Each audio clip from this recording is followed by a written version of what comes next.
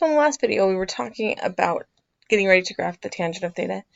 And the important thing to remember here is that the tangent of theta is equal to sine divided by cosine. It's the easiest way to handle this.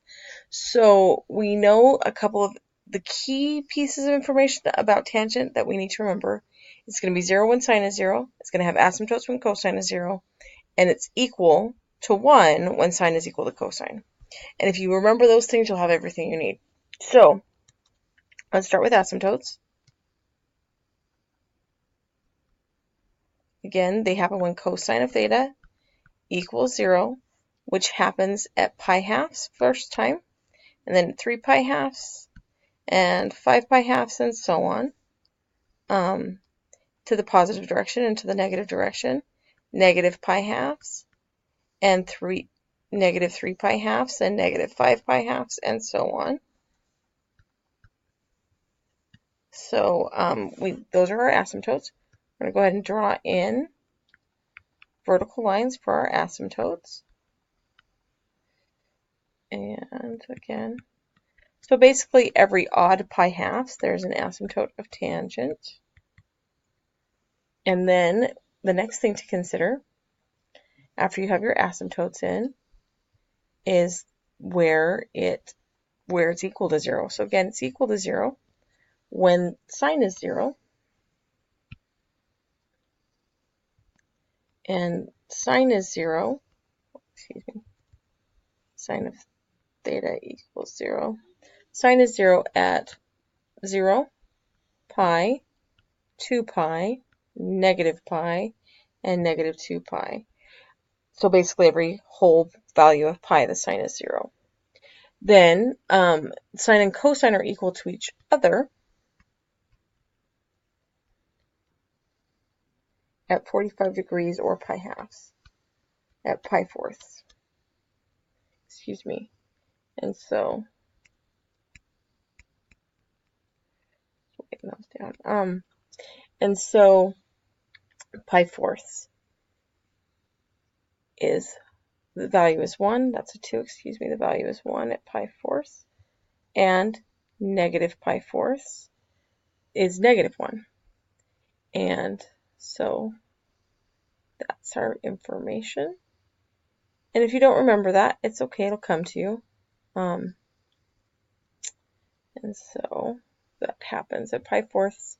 That's when it's equal to 1, when sine and cosine are equal, and when sine and cosine are opposites, which is at negative pi fourths, and 3 pi fourths, and they're the same at 5 pi fourths, and they're different at 7 pi fourths, and so on.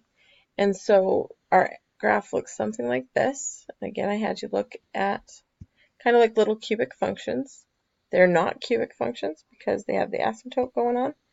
Do your best to try to get through your dots. And so that's the graph of tangent of theta, and it's infinite. It's our graph that has infinite asymptotes. It goes forever and ever. And there's infinite asymptotes. So it can be a tricky graph to draw. Now, as you've seen this and we've done this, you want to notice interesting features. So some of them are about the asymptotes, how often they occur, the zeros, how often they occur, when they're equal, etc. So add some other things that I didn't mention. There's other things that are interesting to notice. And pause the video now so you can get those written down, and we'll talk about them the next time I see you. Excuse me, that's not what's not supposed to happen. So the next thing we want to do is add more information to our graph. So considering the length of segments d as it rotates from positive to negative, to add more stuff to it, we want to use our knowledge about sine over cosine to help us here. And so that's how we're going to help ourselves out. And so pi 6, the sine of pi 6 is 1/2. The cosine at pi 6 is radical 3 over 2. And so this is 1 over the square root of 3, because the 2's will cancel each other out when I split it. You can't leave it like that, so I multiply by the square root of 3 over the square root of 3. And so I end up with the square root of 3 over 3 is the value of tangent at pi 6. So that's how we're kind of going to go through and find these. So pause the video now and write down the answers. Some of them I've already given you, some of them they're already in the graph. See what you can come up with, and good luck. Okay, so here are the answers, and using the unit circle as a reference, I've put the value of sine over the value of cosine for each of the original values. And that's the first thing I've written. And then my circled answer is what I got from simplifying, putting it in simplest radical form. I didn't do it very carefully with all of them. Be aware that basically your pi 6 are radical 3 over 3, positive or negative, depending on which quadrant they're in. Your thirds are the square root of 3 over 1, or just the square root of 3. Your fourths are 1 and negative 1. Your halves are undefined. It's where your vertical asymptotes are. Your whole pies are 0. So just keep that in mind. It makes it lots easier. You're dealing with 3 different answers. It's just a matter of where they are. 4 different answers. It's just a matter of where they are. And so it's a slight, it's very similar to sine and cosine. It's just twisted a little bit. So that's the lesson. If you have your homework, basically looking at sine and cosine, triangle, use the information to label everything. And again, labeling everything so this should be problems 1 and 2, I assume.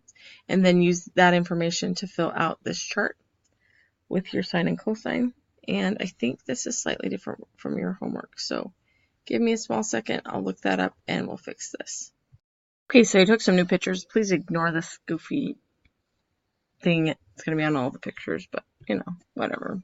So we've got our triangle is a right triangle. This is 1.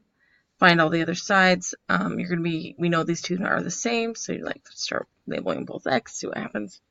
This is 1. This is 1/2 because that was 1, and this was 1 before, and then you're going to try to find this side. Good luck for that one. Then there's the filling in the table, and we kind of did this as we were creating the graph, and all the answers we got on this thing are going to go into that table. And you've got your sine, cosine, and then your reciprocal function. So if you recall, this is equal to, I'm just going to give you some hints. Cosecant is 1 over sine of theta. Secant is 1 over cosine of theta. And cotangent is 1 over tangent. So you need to fill in the first 3 before you can fill in the last 3. Because you're just going to flip them over. Be very careful about asymptotes. So anytime you're dividing by 0 and what's happening there. And other than that, it's pretty straightforward. Then you're going to label everything on the unit circle. It wants points and angles of rotation. So as in your ordered pairs, what was on the quiz, angle of rotation, this is pi thirds, this is pi fourths, and this, pi sixths, pi fourths, and pi thirds, and then you go from the rest from there. See what's going on, see what's happening, and then graph the tangent here. Still all your answers from the previous problem. Where are the asymptotes? Where do they go? Where do they always occur? How can we use sine to find the asymptotes for cosecant?